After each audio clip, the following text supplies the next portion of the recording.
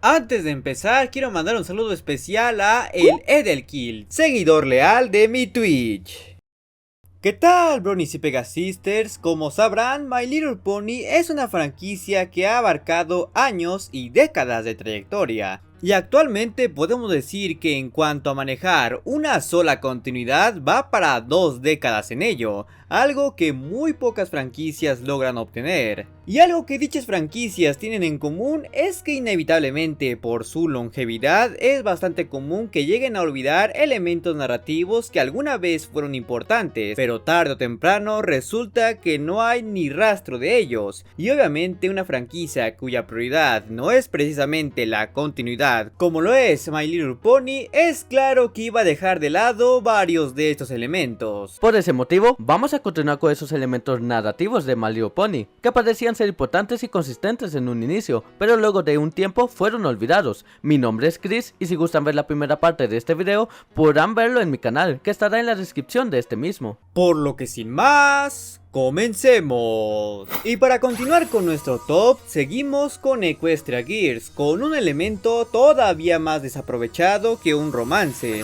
puesto que este tenía mucho más potencial, la fuga masiva que vimos al final de la leyenda de Everfree, donde gracias a la destrucción del caballo en la estatua sobre el portal, mucha magia proveniente de Equestria entró en el mundo humano, haciéndonos creer que las futuras aventuras de este grupo de adolescentes sería enfrentar las amenazas causadas por todo ese poder suelto en su mundo, algo que podría dar pie a una fórmula de chicas mágicas enfrentándose al monstruo de la semana, como Sailor Moon o más recientemente Miraculous Ladybug, una fórmula un tanto gastada y repetitiva, pero interesante a fin de cuentas. Bueno, ¿qué es lo que recibimos de esa posibilidad? Un espejo mágico, un teléfono mágico, una regadera de plantas mágicas y párale de contar. En serio, tanto contenido posterior al lanzamiento de la cuarta película y solo unos pocos aprovecharon ese elemento narrativo, como si los escritores se les olvidase o simplemente no quisieran usarlo y prefieran depender de artefactos mágicos que da la casualidad que fueron enviados ahí y hasta ahora alguien les dio uso. Entonces básicamente nos dieron la idea de que veríamos las consecuencias de la magia invadiendo el mundo humano, para que quienes sean víctimas de esa magia apenas si se puedan considerar una amenaza, solo para después olvidar todo ese asunto y concentrándose en magia proveniente de otros lugares. ¿Acaso pensaron que este asunto era demasiado trillado? ¿Se les acabaron las ideas de cómo usarlo? ¿Siquiera se dieron cuenta de que las chicas estaban conscientes de ese detalle? Porque hasta donde sé, ninguna se preguntó cómo es que la magia encantaba objetos en primer lugar. Con tan solo volver a construir la estatua bastó para tapar la fisura y eso también eliminó la magia que aún andaba por el aire. Francamente, ni siquiera creo que a los escritores les importaba si supiéramos eso o no. Simplemente hay que dar por hecho que todo se solucionó. Para nuestro siguiente puesto está un elemento tan olvidado que seguramente ni ustedes se acuerdan de él, y es el castillo de las dos hermanas, más concretamente la importancia y restauración del castillo de las dos hermanas, porque, como seguramente ya olvidaron, durante el transcurso de la cuarta temporada, las Main Six tenían un particular interés en este castillo, pues vimos a Rarity ir a restaurar sus cortinas y posteriormente a todo el grupo a hacer una limpieza exhaustiva y redecorado, pero jamás se nos aclaró el porqué. La conclusión que muchos llegaron en ese momento es que ese castillo estaba destinado a ser el castillo de Twilight ahora que era una princesa. De ahí que le estuvieron dando tanto enfoque durante la temporada. Además, ya había indicios de esto en la mercancía oficial de la serie, por lo que parecía ser una opción bastante obvia. Pero para nuestra sorpresa, al final de esa misma temporada apareció prácticamente de la nada un castillo hecho especialmente para Twilight, el cual desplazó de cualquier relevancia al castillo de las dos hermanas, convirtiéndose así en el nuevo hogar de nuestra protagonista y un lugar principal dentro de la serie. De hecho, si se dan cuenta, tras la quinta temporada nunca volvemos a ver el interior del castillo de las dos hermanas, únicamente conformándonos con el patio de su entrada, que tampoco es que veamos mucho que digamos. Podríamos argumentar que dentro de la lógica de la serie y para tal caso, en la perspectiva expectativas del público, las Main Six obviamente no esperaran que un castillo completamente nuevo salga debajo de la tierra, y por ello estaban dedicándole tiempo al castillo de las dos hermanas, aunque es incierto si era para que Twilight viviera ahí, pero como escritor uno debería plantearse, ¿por qué hacer que sus personajes dediquen historias completas en un lugar si al final este va a perder completamente la relevancia? No porque su propósito se haya cumplido, sino porque por necesidades del guión, un lugar completamente nuevo haya sido introducción para cumplir ese mismo propósito de forma más sencilla. Ahora vamos con un elemento que honestamente desde su introducción no terminó de convencerme, y es el supuesto parentesco entre la familia Apple y la familia Pye, parentesco que está enlazado con cinta adhesiva y un chicle, porque fuera de los episodios donde ese tema compete, realmente no hay esfuerzo alguno por intentar acordarnos que ese tema existe. En el episodio Pinkie Apple Pie se dice que según revela que Apple Score, la tía de la abuela Smith, es la prima de cuarta generación de algún miembro de la familia Pye. Es decir que ella y un Pye tienen el mismo bisabuelo, y eso definitivamente no es la conexión más convincente de todas, menos si tomamos en cuenta que realmente jamás se nos confirma en su totalidad si es que esta relación existe. Y aunque así fuese, no creo que sea excusa para llevar a ambas familias a pasar las fiestas decembrinas juntas. O sea, no me quiero imaginar lo difícil que fue para Pinkie convencer a sus padres y hermanas de esta locura. Porque si ya de por sí ser familia no garantiza que se lleven bien, imagínense que te digan de ese parentesco tan lejano y de dudosa procedencia. Pero queda claro que a los escritores les valió por completo este asunto en temporadas posteriores. Sí, seguimos viendo a los Apples y Pye juntos en las fiestas, pero fuera de eso no parece que le den importancia en lo absoluto. De hecho, la falta de importancia que le dieron a esto fue tanta que genuinamente consideraron, aunque sea por poco tiempo, emparejar a Big Mac y Marble Pie. Porque ya saben, granjeros. Seguimos con un caso muy particular y que fue una lástima total que no le dieran seguimiento: el árbol de la armonía en la quinta generación. Y es que para quien no lo sepa, ese árbol de cerezos que los Main Five encuentran en su camino a Briarwood es el árbol de la armonía de la generación 4, que recordemos que en última instancia se había convertido en una casa del árbol para los Young Six, lo cual por cierto nunca vimos darle un uso relevante en realidad. Aparentemente la intención era dejarlo ahí como easter egg y esperar que alguien se diera cuenta de su presencia, por lo que muy seguramente jamás hubo la intención de darle alguna relevancia en las historias futuras, aunque eso último es difícil de creer, puesto que en mucha publicidad oficial se vea cierta insistencia en ese árbol, como si quisieran evitar que lo olvidemos. Eso sería irónico, puesto que al poco tiempo los propios animadores y escritores fueron los que se olvidaron de él. En su lugar, crearon nuevos tipos de árboles, en gran medida parecidos al árbol de la armonía, ahora llamados árboles de la unidad, los cuales no estaban hechos de cristal, ni creaban gemas mágicas, pero se encargaban de darles protección a los ponis y formar un vínculo mágico con otros de sus ejemplares para aumentar su poder. Algo que, de hecho, es bastante similar al rol que ocupaban los árboles de la armonía en los cómics de la temporada 10, en donde más de estos estuviesen activados, más fuertes y peligrosos era el poder de los mismos. Es más que obvio que la intención de estos árboles era cumplir un rol bastante parecido a los originales, pero de ser así, ¿por qué introducir lo que se supone que es el original, si al final lo vas a cambiar por otros? ¿O por qué no involucrarlo en esa subtrama? Digo, técnicamente hablando, el rol del árbol original pudo haber sido el del árbol de Briarwood, puesto que ese, a diferencia de los demás, no sabemos cómo, ni quién lo plantó, ni qué tan antiguo es. Además, es el único árbol que posee una puerta, lo cual realmente nos explica por qué está ahí, siendo que los demás no lo tienen, cosa que se pudo haber justificado con el diseño de casa que el árbol original adoptó. Curiosamente, otra referencia al árbol de la armonía surgió en la serie Make Your Mark, puesto que Sir Shell hace una mención directa a este, como un árbol mágico al que le crecen cristales llamados elementos gracias a un libro,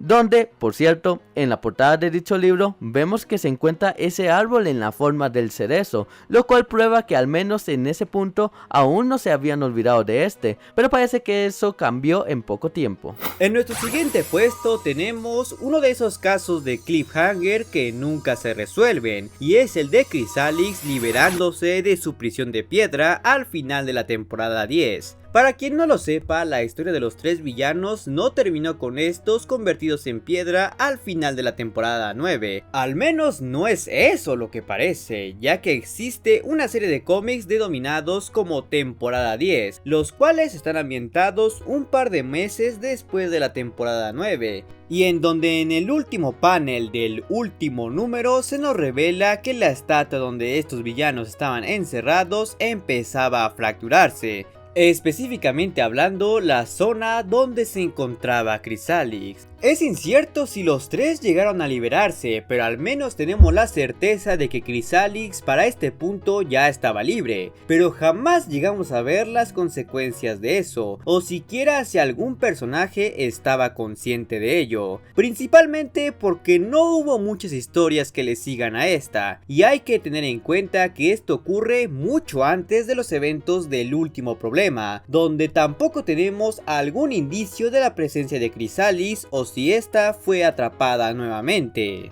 El argumento para todo esto está en el hecho de que obviamente las historias de la G4 ya estaban de salida y posteriormente Hasbro dedicó la mayoría de sus esfuerzos a producir contenido de la G5, eso incluye cómics, donde era más probable darle continuidad a ese asunto de Chrysalix, pero bajo esa lógica no tiene ningún sentido que los escritores o más seguramente los dibujantes de los cómics hayan querido proponer esta idea para un continuará. Y si nos vamos a la opción de que realmente estos no sabían si los cómics de la G4 acabarían, sería prácticamente lo mismo, pues nos estarían dando promesas que no saben si pueden cumplir. La opción más viable es que sí hubiera planes para continuar con esta idea en un principio, pero por orden directiva todas las historias ambientadas en la G4 fueron canceladas para enfocarse en la G5. De ser ese el caso, puede que jamás veamos realmente qué fue de Chrysalix y cómo seguramente contribuyó a la destrucción de la Equestria que conocemos para dar paso a la Equestria de la G5, que muy seguramente esa era la intención con esta. A menos claro que los cómics de la G5 se animen a traerla de vuelta, ya sea como una nueva adversaria para los Mind Six o al menos en algún tipo de flashback donde se nos revele cuáles fueron sus actos tras su liberación, pero muy seguramente eso no vaya a pasar, porque claramente ya se olvidaron de ella, y si no lo han hecho pues se han tardado bastante en traerla de vuelta. Ahora vamos con el que bien podría ser el caso más reciente de elementos olvidados, o mejor dicho, personajes olvidados, pues vamos a hablar de Comet, el Auroracornio que conocimos en el especial Secretos de Starlight, y que parecía prometer ser un nuevo personaje recurrente dentro de las aventuras de los Main Six. Pero apenas estrenó la segunda temporada de Tell Your Tale, pareciese como si este simplemente fuese borrado de la existencia. Comet destacó de entre los demás personajes introducidos en este especial porque fue el único que se animó a ir a vivir con los Main Six en Merton Bay, aun si eso pudiese implicar no volver a su hogar, esto puesto a que él realmente quería conocer el mundo y ver más allá de lo que su villa ofrecía. Pero supongo que como buen turista en tierras desconocidas, este se perdió en el lugar al que fue a parar, porque no hemos sabido nada desde entonces. Y es que desde la idea de que se vaya con las Main Six fue planteada, surgieron muchas dudas, como ¿dónde va a vivir? ¿Con quién va a vivir? ¿Y qué rol se supone que ocupará en la historia estando ahí? Bueno, parece que ni siquiera los escritores pensaron en esas respuestas, puesto que simplemente optaron por deshacerse del personaje. Para colmo, actualmente sabemos que Comet no puede volver a su hogar, puesto que el amuleto Nova fue fragmentado en pequeños trozos, que recuerdan bastante a los elementos de la armonía, así que técnicamente está varado en Merton Bay, si es que aún sigue ahí. Pero no sabemos cuál ha sido su reacción a esto, o si algo así tendría consecuencias, porque simplemente no hemos sabido nada sobre él, como si los escritores simplemente hicieran como si no existiera, y si van a estar en ese plan mejor ni lo pongan sinceramente. Qué agresivo. No, ya, en serio. Y si van a estar en ese plan, mejor ni lo hubieran puesto en esta situación para empezar. O al menos dense en el tiempo para justificar su ausencia. Diablos, el que escribió esto sí que odia mucho a Comet, al parecer. Y finalmente tenemos el caso más desperdiciado de todo este top, el Rainbow Power, un asunto al que no solo se le dedicó una temporada llena de suspenso y emoción con un arco narrativo bastante bien logrado, sino que fue prácticamente la excusa para sacar toda una línea de mercancía completamente dedicada a ella. E incluso abarca más que las propias Mind Six, pese a que estas fueron las únicas que usaron ese poder en la serie. El Rainbow Power fue un elemento que podríamos describir como un Deus Ex Machina, al menos dentro de su rol en la historia, pero también podríamos verlo como un elemento narrativo que fue cuidadosamente planteado y desarrollado a lo largo de la cuarta temporada. Bueno, eso del lado de la serie, porque del lado de la mercancía no hubo ninguna sutileza. Con toda la travesía de las Mind Six de tener un desarrollo personal, confrontar sus conflictos y recibir los objetos con valor simbólico, para así probar ser dignas de recibir el poder que fungirían como un sucesor o subida de nivel de los elementos de la armonía, los cuales estaban fuera de su alcance al estar con el árbol. Y es gracias a este poder que hasta podríamos comparar con una transformación tipo Super Saiyajin que logran derrotar a T-Rex y regresar toda la magia a los ponis de Equestria. Y uno creería que a partir de ahora este sería el poder predilecto que las Mind Six usarían para vencer a cualquier amenaza. Pero sorpresivamente nunca lo vuelven a usar. Bueno, está la vez en la que lo usaron para derrotar a Nightmare Moon por segunda vez, pero eso fue un sueño de Luna, así que no cuenta. Básicamente crearon todo un arco para poder presentar este poder y toda una línea de productos para poder comercializarlo y solo terminan usándolo una vez. Eso es muy poco inteligente, es básicamente tirar miles de horas de trabajo previo solo porque no tienes más ideas de qué hacer con los resultados, porque tengan en cuenta que antes de volver a usar ese poder, decidieron recurrir nuevamente a los elementos de la armonía, no una, sino dos veces, cuando técnicamente hablando no era necesario. Si ya tienes un poder más grande, ¿por qué regresas al método antiguo? Irónicamente, durante la segunda derrota del Rey Sombra y la derrota del trío de villanos, vimos como las Mind Six terminaron por usar magia interna, en lugar de recurrir a los elementos, porque estos estaban destruidos,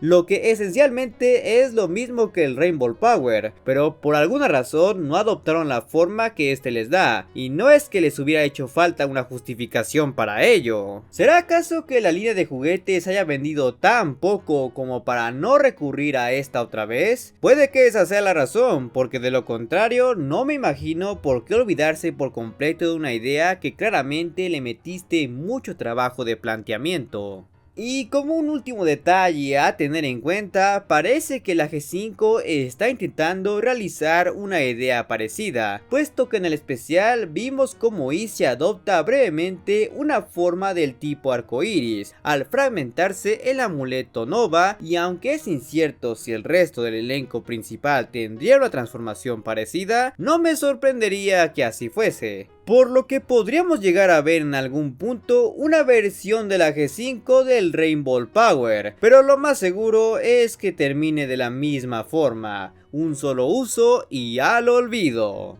Pero si ahora quieres ver la parte 1 de este top en el canal de Gears o los personajes de My Little Pony que fueron injustamente olvidados, te dejaremos las respectivas ventanillas a las que puedes hacer clic.